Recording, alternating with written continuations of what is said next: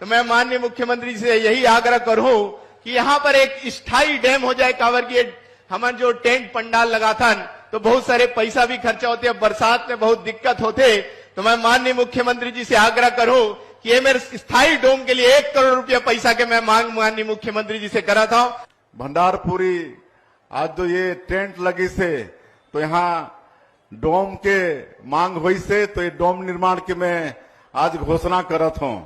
साथ ही साथ हमार जो 4 लेन रोड बना था ओमा 4 लेन रोड बने के बाद ओमा अगर स्ट्रीट लाइट अगर लग जाई तो बहुत अच्छा हो जाई। तो ओकर लिए भी मैं माननीय मुख्यमंत्री जी से 1.5 करोड़ रुपया के मांग करा था कि स्ट्रीट रोड के लिए भी 1.5 करोड़ रुपया के मांग मिल जाए। और उसी तरह से ये तेलासी भंडारपुरी मार्ग में स्ट्रीट लाइट एकर मांग हुई से एकर भी मैं आज घोषणा करत हूँ।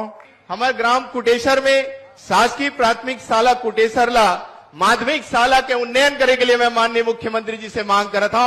और एक कुटेश्वर प्राइमरी स्कूल के मिडिल स्कूल में उन्नयन की मांग हुई से तेकर में मैं घोषणा करत हूँ।